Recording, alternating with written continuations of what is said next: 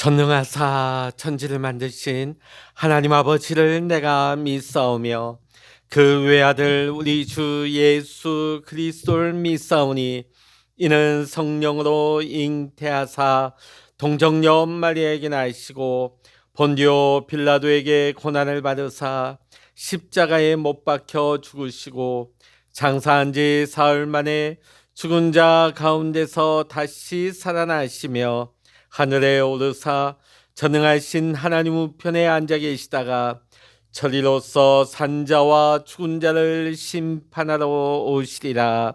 성령을 믿사오며 거룩한 공예와 성도가 서로 교통하는 것과 죄를 사하여 주시는 것과 몸이 다시 사는 것과 영원히 사는 것을 믿사옵나이다. 아멘. 찬송 197장입니다. 찬송 197장입니다. 은혜가 풍성한 하나님은 믿는 자 한 사람 한 사람 어제도 오늘도 언제든지 편찮고 보호해 주시네. 주여 성령의 은사들을 오늘도 내리워 주소서. 성령의 뜨거운 불길로서 오늘도 충만케 하옵소서. 정욕과 죄악에 물든 마음을 성령의 불길로 태우사 정결케 하소서. 태우소서.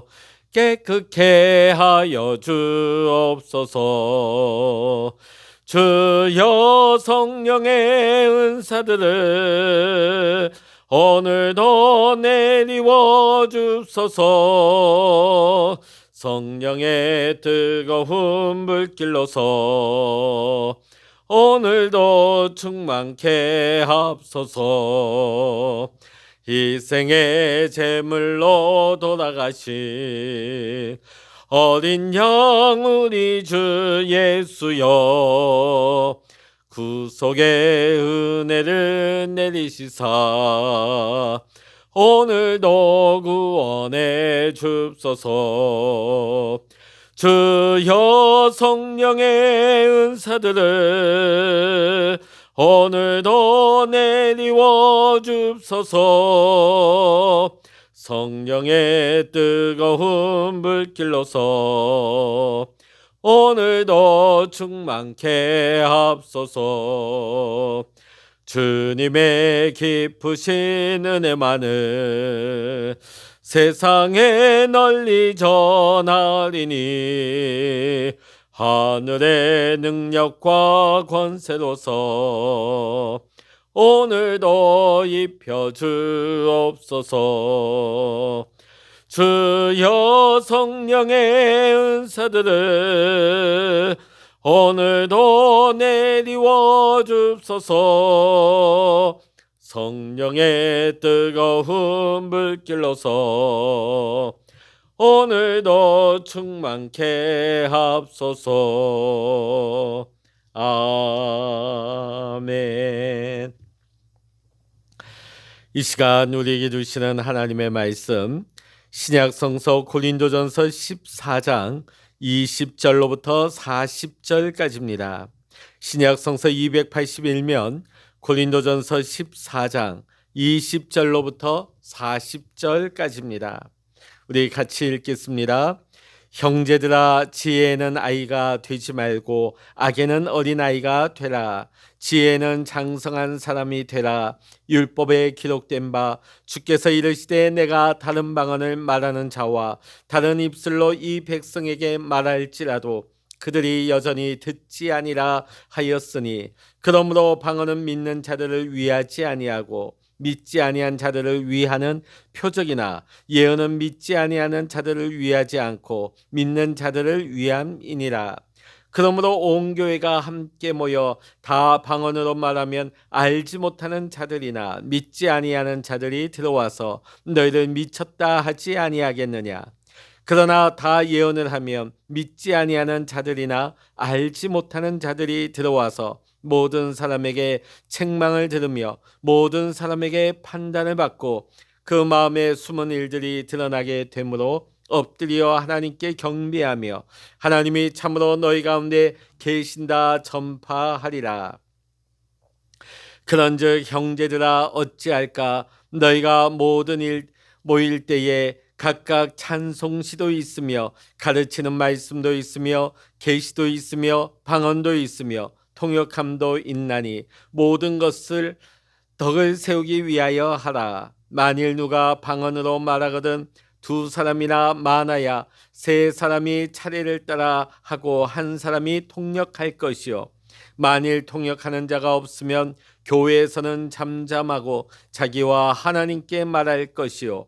예언하는 자는 둘이나 셋이나 말하고 다른 이들은 분별할 것이요. 만일 곁에 앉아 있는 다른 이에게 계시가 있으면 먼저 하던 자는 잠잠할지니라. 너희는 다 모든 사람으로 배우게 하고 모든 사람으로 권면을 받게 하기 위하여 하나씩 하나씩 예언할 수 있느니라. 예언하는 자들의 영은 예언하는 자들에게 제재를 받나니 하나님은 무질서의 하나님이 아니시오 오직 화평의 하나님이시니라.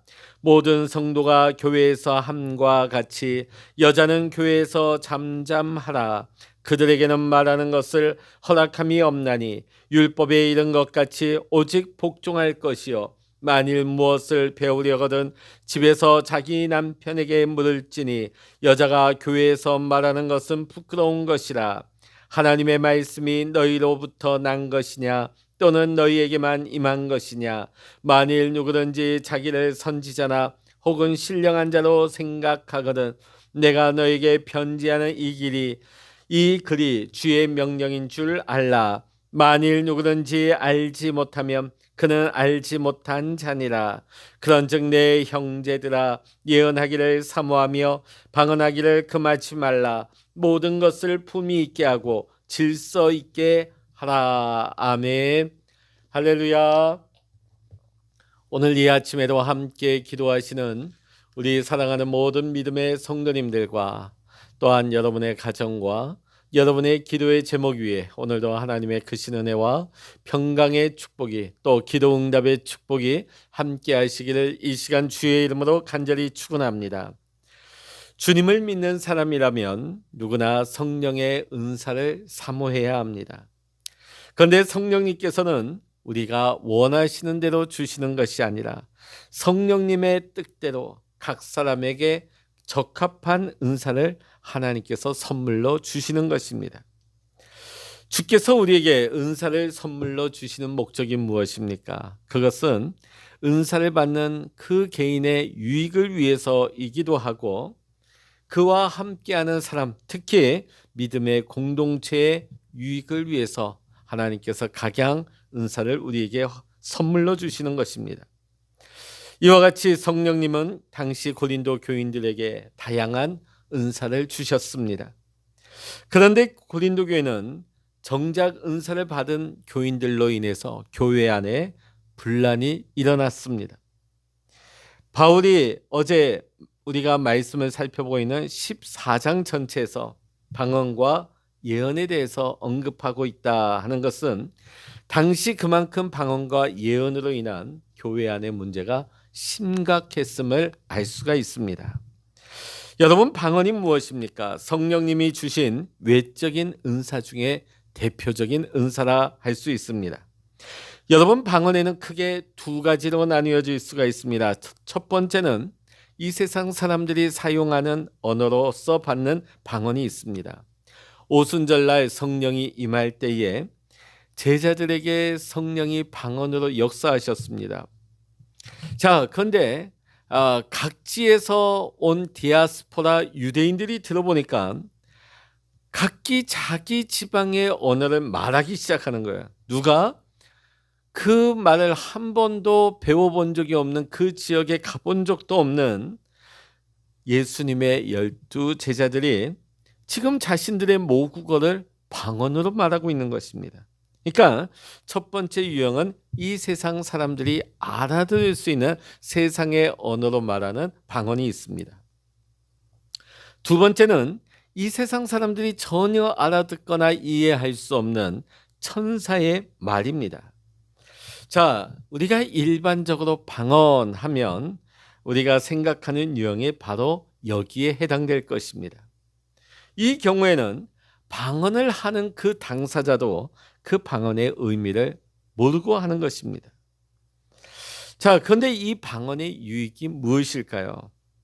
이 방언을 함으로 말미암아 성령께서 지금 내 안에 역사하시는구나, 성령께서 내 안에 강하게 역사하시는구나 하는 것을 확신할 수 있는 것이죠. 두 번째는 또 방언으로 기도할 때 성령께서 우리 안에 말할 수 없는 탄식으로 나를 위해 친히 간구하게 하시는 놀라운 은혜를 체험하시는 거예요. 자, 이 말이 뭐냐면 우리가 세상 말로 우리가 기도를 하게 되면 내 머리로 기도를 합니다. 내 생각으로 기도를 하게 되죠. 자, 그런데 전혀 우리가 알지 못하는 세상 언어가 아닌 이 방언으로 기도하게 되면 내 머리로 기도할래야 할 수가 없습니다. 내 안에 거하시는 성령께서 말할 수 없는 탄식으로 성령께서 내 안에서 기도하게 하시는 것이 성령인 것입니다. 놀라운 은혜를 체험하는 것이죠. 자, 그렇다면 방언을 하지 못하면 그 안에 성령님이 계시지 않느냐? 하나님이 그와 함께 하시지 않는 것이냐? 그런 것은 아닙니다. 왜냐하면 방언도 성령께서 주시는 다양한 은사 중에 하나이기 때문에 그렇습니다. 그러다 보니까 이 방언의 은사를 받는 사람도 있지만 못 받는 사람도 있습니다. 자, 그러기에 성령의 은사 중 이 방언의 은사를 받은 사람이 특별히 유의해야 할 점이 있습니다. 이 방언을 하는 걸 가지고 자기를 과시하려고 해서는 안 됩니다. 시도 때도 없이 공예배에서 이 방언을 가지고 마치 자랑하듯이 기도해서는 안 된다는 것입니다. 그러면서 방언을 하지 못하는 교인들을 마치 영적으로 부족하고 열등한 사람 취급하는 거, 이거 굉장히 잘못된 것입니다. 자, 그런데 당시 고린도 교인들이 이 같은 우를 범하고 있었던 것입니다. 이들은 시도 때도 없이 무질서하게 방언과 예언을 예배 공예배 시간에 막 함부로 했습니다. 무질서하게 했습니다. 그러다 보니까 예배가 혼란스러워진 것이죠. 자, 이 같은 어리석은 행동을 하고 있는 고린도 교인에게 바울은 다음과 같이 말하고 있습니다. 20절 말씀 읽어보십니다. 형제들아, 지혜는 아이가 되지 말고 악에는 어린아이가 되라. 지혜는 장성한 사람이 되라. 아멘. 여러분, 어린아이의 특징이 무엇일까요? 순진합니다. 그러나 이 어린아이는 지극히 자기 중심적이죠. 자기만 아는 거예요. 어른처럼 상대방의 입장이 되거나 상대방의 감정을 배려하지 못합니다. 오로지 자신의 행동, 자신의 생각으로만 움직이죠. 지금 자신의 행동이 주변에 어떤 영향을 끼치게 되나 이것을 어린아이는 생각하지를 못하게 되는 것입니다. 자, 이런 자기 중심적인 어린아이처럼 지금 사도 바울은 방언과 예언의 은사를 미성숙하게 사용하는 것을 어린아이로 보게 된 것이죠. 미성숙하다, 그렇게 본 것입니다. 자, 그러니까 방언과 예언의 은사를 어린아이처럼 미성숙하게 사용하지 말고 은사를 어떻게 활용하는 것이 옳은 것인가? 자신은 물론이거니와 교회 공동체에 덕이 되게끔 하는 것, 교인 전체에 유익이 되게끔 하는 것, 이것을 배려할 줄 아는 지혜로운 신앙인이 되라고 권면을 하고 있습니다. 자, 여러분, 온 교회가 함께 모여서 다 방언으로만 한다면 방언을 하지 못하는 사람들, 방언을 알아듣지 못하는 사람들, 또한 교회밖에 믿지 않는 사람들이 이 광경을 본다면 뭐라고 말할까요? 다 미쳤다. 다 미쳤다. 모르니까요. 교인들 모두가 방언으로만 기도하고 있다면 당연히 그들의 눈에는 이상한 사이비 집단으로만 보이게 될 것입니다. 자, 믿지 않는 사람들이 방언의 뜻을 이해하지 못해서 구원에 이르지 못하고 그 방언 때문에 오히려 복음에 대해서 거부감을 가지게 된다면 알아듣지 못하는 방언을 시도 때도 없이 하는 것이 과연 지혜로운 행동인가? 지금 사도 바울은 이것을 의문을 제기하고 있는 것입니다. 이런 경우라고 한다면 알아듣지 못하는 1만 마디의 방언보다도 모두가 알아들을 수 있는 예언을 하는 편이 오히려 믿지 않는 사람들에게도 유익이 될 것이다. 자, 여러분, 예언하면 우리나라 사람들은 생각하는 바가 있습니다. 무당이나 점쟁이처럼 너 앞으로 몇 날 며칠 몇 시 이런 일이 일어날 거야. 쪽집게처럼 알아맞추는 것을 예언으로 우리는 생각하는 경우가 많습니다. 자, 그런데 참된 예언은 무엇일까요? 하나님의 말씀을 통해서 내 삶의 과거와 현재, 미래의 삶을 말씀을 통해 해석하는 것입니다. 하나님의 말씀을 통해서 내 삶의 상황을 해석하는 거예요. 자, 그러다 보니까 믿지 않는 자나 복음을 알지 못하는 사람들도 이 예언을 통해서 자신의 삶을 알게 되는 것이죠. 자신의 죄를 깨닫게 되는 것입니다. 내 마음 깊이 숨어 있는 것들이 드러나면서 하나님 앞에 두 손 들게 되고 무릎을 꿇게 되는 것입니다. 결국 이 예언을 통하여서 하나님을 인정하게 되고 하나님을 경배하는 믿음의 사람으로 변함을 입을 수가 있는 것입니다. 자, 그러나 이 예언도 잘못 사용하게 되면 공동체에 혼란을 일으킬 수 있다고 사도 바울은 경고합니다. 실제로 한국 교회도 이런 예언이 제가 아까 말씀드린 무당 점쟁이식으로, 왜냐하면 우리 한국 사회는 샤머니즘의 뿌리가 굉장히 반만 년 동안 오랫동안 깊이 뿌리 잡고 있어요. 자, 그러다 보니까 이 샤머니즘적인 모습으로 이 예언을 잘못 왜곡하고 오용하는 경우가 한국교회에 지난날 많았습니다. 자기 골방에다 방 차려놓고 권사님이라고 하는 분들이, 전도사님이라고 하는 분들이, 심지어는 목사님이라고 하는 분들이 너 앞으로 이런 일들이 일어날 거야. 앞으로 조심해. 앞으로 이런 일들 일어나지 않도록 조심해. 여러분, 그 방식이 뭔지 아십니까? 무당이나 타종교에서는 협박을 가합니다. 겁을 줍니다. 그러면서 복종하게 만들죠. 자, 그러나 우리 기독교의 예언은 그런 방식이 아닙니다. 하나님의 말씀을 통해서 내 삶을 들여다보게 만드는 거예요. 내 삶의 과거와 현재와 앞날을 보게 만드는 것입니다. 그러면서 하나님의 섭리, 하나님의 하실 일들을 바라보면서 하나님을 더 의지하게 만드는 것이죠. 결코 쪽집게 그런 무당 점쟁이식이 아니라는 것입니다. 지금 사도 바울은 예언도 잘못 사용하면 교회 공동체에 큰 문제를 일으킬 수 있다는 것을 경고하고 있는 것이죠. 자, 당시 고린도 교회가 예언의 은사를 받은 사람들이 이같이 예언을 무질서하게 했어요.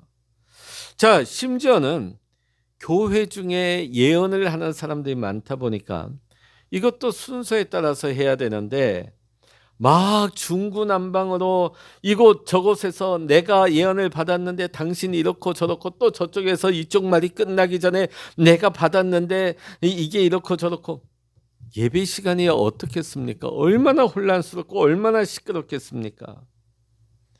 더군다나 방언의 경우는 사람들이 알아듣지를 못하니까 그 방언을 통역해 줄 사람이 필요합니다. 자, 그런데 예배 시간에 예언도 물론이거니와 통역도 없이 이곳저곳에서 막 시끄럽게 방언을 떠들어댑니다. 그러다 보니까 제대로 예배가, 질서 있는 예배가 드려질 수가 없었던 것이죠. 자, 그래서 사도 바울이 뭐라고 권면합니까? 그 방언을 통역할 사람이 없다면 하나님과 너가 1대1로 독대할 때 그곳에서 방언해라. 공예배에서 예배를 혼란스럽게 할 것이 아니라 다른 곳에서 1대1로 하나님과 독대하며 방언으로 기도하라고. 절대로 지금 바울이 방언을 금하고 있거나 방언을 부정하고 있는 것이 아닙니다. 어떠한 경우에 방언을 써야 할지, 또 예언을 어떻게 해야 될지에 대해서 오늘 사도 바울은 우리에게 가르치고 있는 것입니다. 자, 그러면서 33절, 36절 말씀을 쭉 읽어보면 고린도 교회 여신도들을 향해서도 일침을 놓고 있습니다. 자, 그런데 우리가 말씀을 잘못 읽다 보면 사도 바울 굉장히 가부장적인 사람이구나, 굉장히 남성 편향적인 사람이구나, 남성 우월주의자구나, 이렇게 볼 수 있는데요.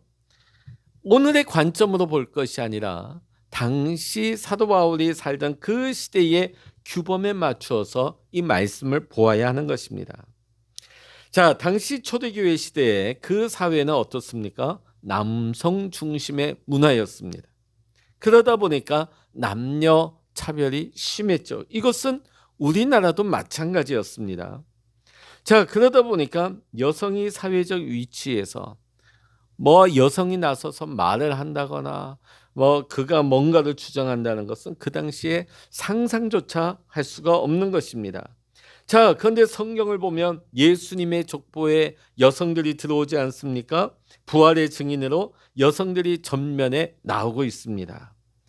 자, 그럼에도 불구하고 바울은 당시 여신도들에게 사회적 규범에 따라 여신도들은 예배 드릴 때 머리에 수건을 써라. 제가 왜 그렇게 해야 된다 말씀드렸죠? 당시 로마 시대 그 당시 사람들은 여성들이 공적인 모임이나 집회 자리에서 교인들뿐만이 아니요, 밖에 있는 사람들이 어떻게 생각했느냐? 여성들이 공중의 모임 가운데 여자들이 머리에 수건을 쓰지 아니하면 창기 취급을 했습니다. 창녀 취급을 한 거예요. 자, 그러면 교회 여신도들이 우린 복음 안에서 자유하다 그래서 수건을 다 벗어버리면 교인들은 괜찮아요. 그런데 밖에서 불신자들이 교회를 들여다볼 때 뭐라 그럴까요? 저들은 다 창기들이다, 저들은 몹쓸 사람들이다, 그렇게 교회를 오해하면서 보게 될 것이죠. 그러면서 또 교회 안에서 여성들이 막 자기 주장과 권리를 하는 것까지는 좋습니다. 자, 그런데 밖에 있는 사람들 보면 이것을 납득하기가 어려워, 오해하기가 쉽습니다. 자, 지금 바울의 진심은 무엇입니까? 본문은 하나님께서 고린도 교인들에게 주신 은사, 방언과 예언을 어떻게 하면 모두에게 유익이 될 수 있도록 사용할 수 있을까? 자, 그러면서 바울이 이것을 권면하던 중에 나온 이야기가 여성에 관한 이야기인 것입니다. 당시 방언과 예언이 성령의 은사로 받은 선물로서 당시 많은 여신도들이 이 방언과 예언의 은사를 받고 교회 안에서 이것을 사용했습니다. 자, 그런데 예나 지금이나 열성적으로 앞장서는 분들이 누구죠? 여신도죠. 당시에도 마찬가지예요. 열광적으로 방언하고 예언을 하는데도 다분히 여신도들이 많은 비중을 차지했습니다. 자, 그러다 보니까 당시 교회 안에서 문제를 일으키고 질서를 무너뜨린 신도도 누구였느냐? 여신도였다는 것입니다. 그러면서 사회 규범에서 벗어나는 행동도 많이 했다는 것이죠. 그러면서 교회 질서를 물랑케 했습니다. 자, 그래서 바울은 지금 일부 여신도들의 너무나 지나친 은사 중심주의로 인해서 지금 고린도 교회 예배가 무질서하게 된 것, 이것에 대해서 깊은 우려를 표명하고 있습니다. 그러면서 지금 권면하고 있는 것이 무엇입니까?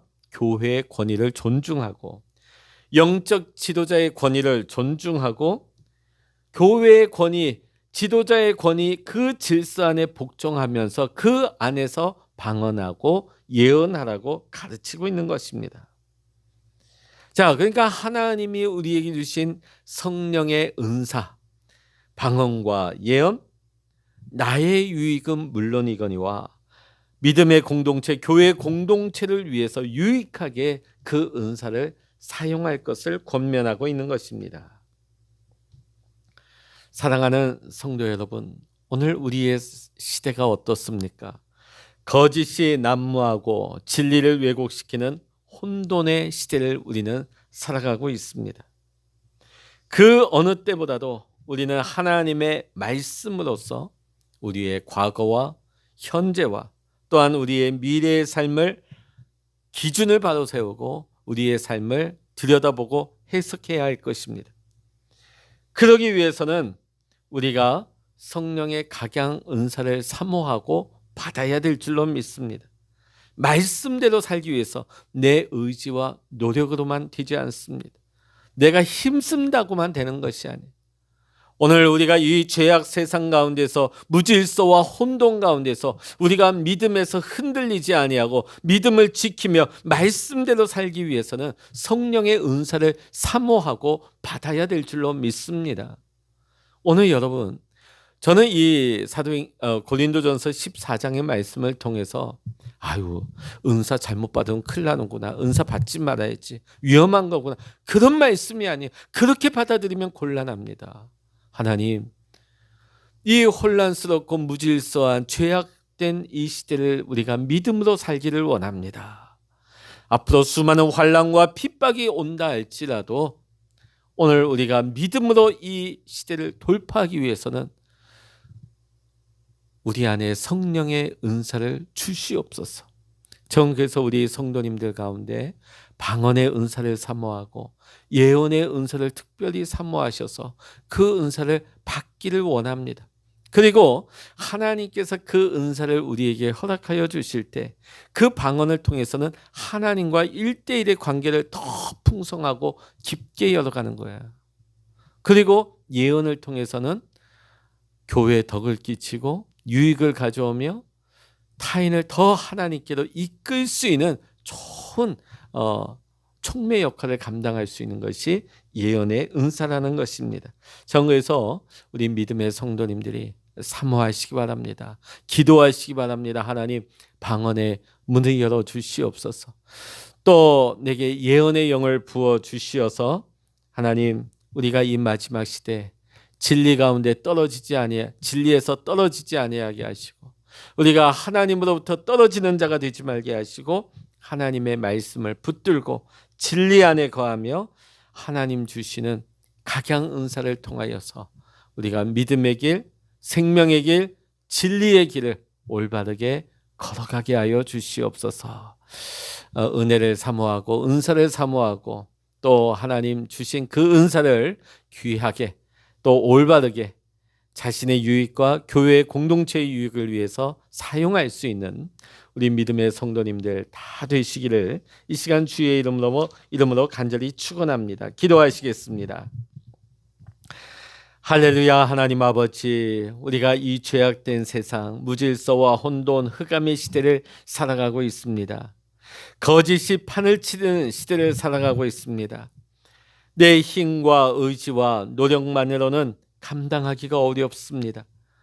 성령께서 우리 가운데 강하게 역사하여 주시고 성령의 각양 은사를 우리에게 부어 주셔서 하나님, 특별히 우리 믿는 성도들에게 방언의 입술, 방언의 문을 열어주시고 또 예언의 영을 부어 주셔서 이 혼탁한 죄악 시대를 우리가 믿음으로 돌파하며 나아갈 수 있도록 또 교회의 유익을 가지고 올 수 있도록 주여 우리를 사용하여 주시옵소서. 하나님 아버지, 오늘도 기도의 골방에 엎드려 기도할 때 성령의 기름 부어주시고 성령의 은사를 부어주시고 오늘도 하나님과 동행하며 내 삶에 성령님과 동행하는 확신을 가지게 하시고 또한 교회의 유익을 가지고 오는 귀한 일꾼으로 쓰임받게 하여 주시옵소서. 모든 감사와 영광을 주님께 올려드리며 우리 주 예수 그리스도의 이름으로 간절히 기도하옵나이다. 아멘. 찬양하라 내 영혼아, 찬양하라 내 영혼아, 내 속에 있는 것들아 다 찬양하라.